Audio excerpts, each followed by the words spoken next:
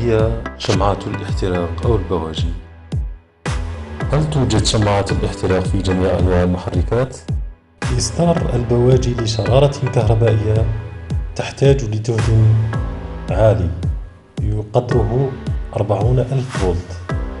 فمن أين تتحصل على هذا الجهد العالي؟ علما أن بطارية السيارة جهدها 12 فولت فقط. الفرق بين البوجيهات العادية والبوجيهات المصنوعة من البلاتينيوم أو الإيريديوم. هنا يطرح التساؤل: لماذا لا يتم وضع الأقطاب النحاسية مدببة مثل ما نلاحظه في بوجيهات الإيريديوم أو البلاتينيوم؟ هل نستطيع تركيب هذه بواجي الإيريديوم والبلاتينيوم في جميع المحركات؟ أي مدى تحمل البوجي للحرارة؟ ما هي الفائدة من المعامل الحراري للبوجي؟ ما هي شمعة الاحتراق أو البواجي؟ هي عبارة عن جهاز كهربائي يستعمل في محركات الاحتراق الداخلي. مهمته الأساسية إشعال الوقود عن طريق إصداره لشرارة كهربائية. اخترعها البلجيكي إتيان لينوار سنة 1885. هل توجد شمعة الاحتراق في جميع أنواع المحركات؟ لدينا نوعين من محركات الاحتراق الداخلي. لدينا محركات الاشتعال بالشرارة، وهي محركات البنزين Sparks Ignition. ولدينا محركات الاشتعال بالضغط، وهي محركات تشتغل بالديزل، تسمى Compression Ignition بالإنجليزية. هذه المحركات لها 4 أشواط. لدينا الشوط الأول وهو شوط السحب، فيتحرك البيستون من النقطة الميتة العليا إلى النقطة الميتة السفلى، ويكون صمام الدخول سوباب مفتوحا. في محركات البنزين يتدفق الهواء زائد الوقود، بينما في محركات الديزل يتدفق الهواء فقط. كما تلاحظون. بالنسبة للشوط الثاني وهو يسمى الشوط الانضغاط، يتحرك البيستون من النقطة الميتة السفلى إلى النقطة الميتة العليا، ويكون سوباب أو صمام الدخول والخروج مغلقان. وفيه يتم بالنسبة لمحرك البنزين يتم ضغط خليط الهواء زائد البنزين، أما في محركات الديزل فيتم ضغط الهواء فقط. لدينا الشوط الثالث ويسمى شوط الاحتراق أو شوط القدرة. في محركات البنزين يشتعل الخليط المضغوط هواء زائد بنزين بواسطة شرارة من البوجيهات قبل وصول البيستون إلى النقطة الميتة العليا بقليل. بينما في محركات الديزل فيحقن الديزل مباشرة في الهواء المضغوط بشدة فيشتعل ذاتيا. هنا لا يحتاج إلى شرارة مثل ما لاحظنا في محركات البنزين، فالديزل يشتعل تلقائيا بتوفر ضغط وحرارة مناسبة عكس البنزين. لدينا الشوط الأخير وهو شوط العادم، فيتحرك البيستون عندما يكون صمام العادم مفتوحا من النقطة الميتة السفلى إلى النقطة الميتة العليا، ويتم دفع الخليط المحترق من الاسطوانة إلى ماسورة العادم ومنها للهواء الخارجي. فنلاحظ أن في محركات الديزل توجد شمعات تسخين بدل شمعات الاحتراق. مهمتها الأساسية هي تسخين غرفة الاحتراق بحرارة معينة عند الإقلاع للسماح للديزل بالاحتراق، وبالتالي شمعات الاحتراق توجد في محركات البنزين فقط. وهذا ما سنتحدث عنه اليوم في هذا الفيديو إن شاء الله. فالنتيجة التي توصل إليها أن شمعات الاحتراق توجد في محركات البنزين فقط، تسمى بالفرنسية بوجي لاليماج، شمعات الاشتعال أو الاحتراق. بينما شمعات التسخين التي توجد في محركات الديزل تسمى بالفرنسية بوجي دي بريشوفاج. لإصدار البواجي لشرارة كهربائية تحتاج لجهد عالي قدره 40,000 فولت.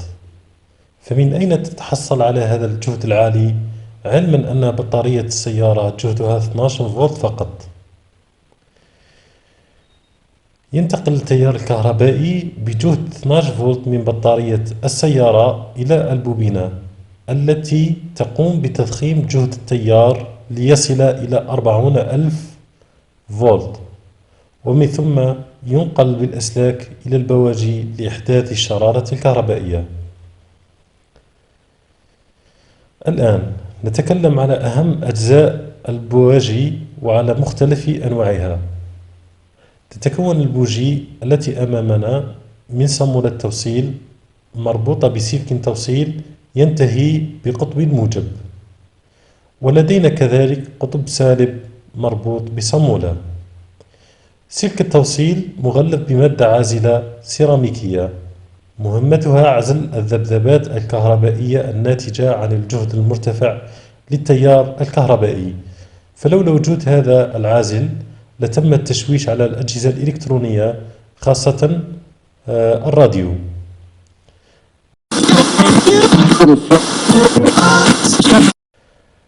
وكذلك دور هذه المادة العازلة المصنوعة من السيراميك هي نقل الحرارة من البوجيهات إلى الكلاس. الآن نتكلم على أنواع البوجيهات من حيث الشكل الخارجي.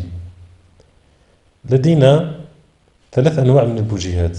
لدينا البوجيهات القطب الواحد، وهي التي لديها قطب سالب واحد وقطب موجب واحد، وهي البوجيهات الأكثر انتشارا والأكثر استعمالا في مختلف أنواع السيارات. لدينا بوجيهات مزدوجة أو ثلاثية أو رباعية القطب السالب، بمعنى أن القطب الموجب يوجد قطب واحد، بينما الأقطاب السالبة فهي أكثر من قطب.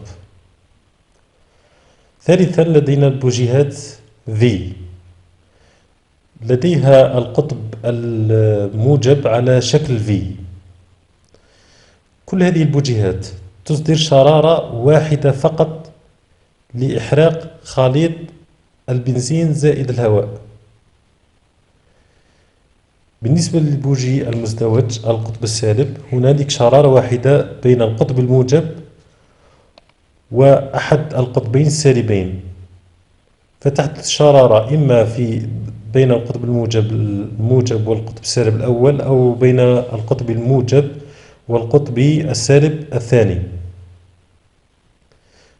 وبالتالي ازدواج الأقطاب لا يعني زيادة عزم السيارة، أي زيادة عدد الأحصنة، ولكن لماذا تم وضع ازدواجية وثلاثية للبوجيهات؟ هنالك سبب بسيط. للبواجي مدة عمل افتراضية تتعرض خلالها لترسبات كربونية وزيوت وبنزين غير محترق جيدا إلى آخره، فازدواجية الأقطاب تسمح بالمحافظة على أداء جيد للبواجي مقارنة بالبواجي أحادية القطب. نفترض أن لدينا بوجي مزدوج وأحد القطبين كان جد متسخ، فبالتالي تحدث شرارة في القطب الثاني. الآن أنواع البوجي من حيث البنية التركيبية. لدينا كذلك 3 أنواع. أولا البوجيات العادية المصنوعة من النيكل أو النحاس، عمرها الافتراضي من 15,000 كيلومتر إلى 30,000 كيلومتر. ثانيا لدينا البوجيهات البلاتينيوم، وهذه النوع من البوجيهات يزيد من أداء المحرك مقارنة بالبوجيهات العادية، ولديها عمر افتراضي أكثر من العادية، يصل من 50,000 إلى غاية 60,000 كيلومتر. ثالثا لدينا بوجيهات الإيريديوم التي لها أداء عالي وعمرها الافتراضي جد كبير، من 100,000 كيلومتر إلى غاية 120,000 كيلومتر. الفرق بين البوجيهات العادية والبوجيهات المصنوعة من البلاتينيوم أو الإيريديوم هي في رأس القطب الموجب. ففي البواجي المصنوعة من الإيريديوم والبلاتينيوم نلاحظ أنها أدق من البواجي العادية التي لها أكبر حجم، وبالتالي نجد أن تركيز الشعلة في البواجي المصنوعة من الإيريديوم والبلاتينيوم أكثر مقارنة بالبواجي العادية. هنا يطرح التساؤل: لماذا لا يتم وضع الأقطاب النحاسية مدببة مثل ما نلاحظه في البوجيهات الإيريديوم أو البلاتينيوم؟ هذه إجابة بسيطة. بمعنى الرأس مدبب بالنحاس فيؤدي هذا إلى تآكله، لأن النحاس غير مقاوم للحرارة مثل البلاتينيوم والإيريديوم.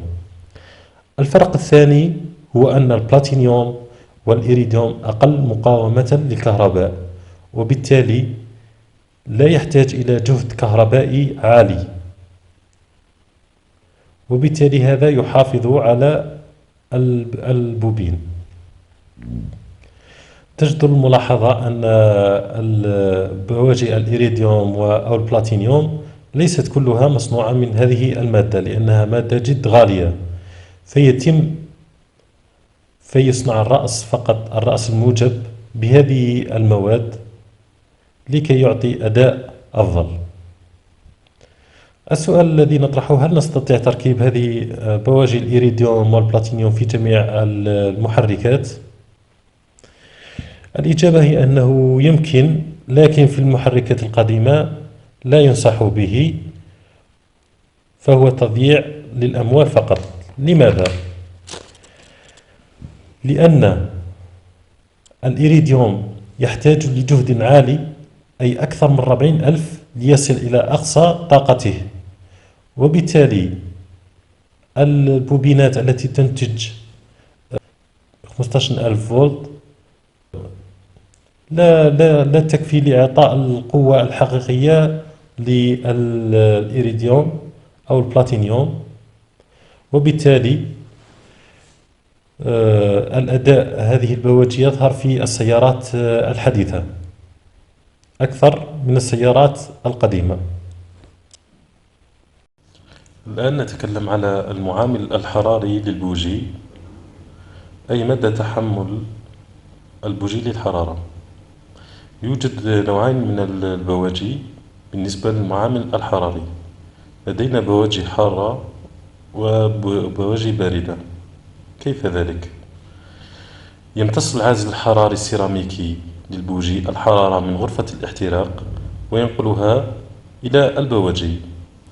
كل ما كان هذا العازل متصل مع الصمولة، كل ما كان هناك نقل أكبر للحرارة من العازل إلى الصمولة إلى الكيلاس، وتصبح البوجي تبرد بسرعة، وتسمى في هذه الحالة بواجي باردة، وهي ملائمة للسيارات الرياضية، لأن درجات حرارة المحركات في السيارات الرياضية جد مرتفعة، وبالتالي يجب أن تكون بواجي باردة، أي أنها تنقل الحرارة من البوجي إلى خارج المحرك بنسبة كبيرة.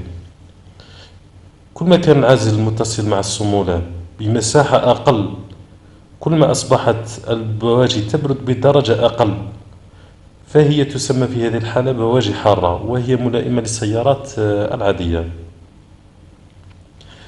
درجة نقل الحرارة تسمى بالمعامل الحراري، يعبر عنها بأرقام من 2 إلى 10.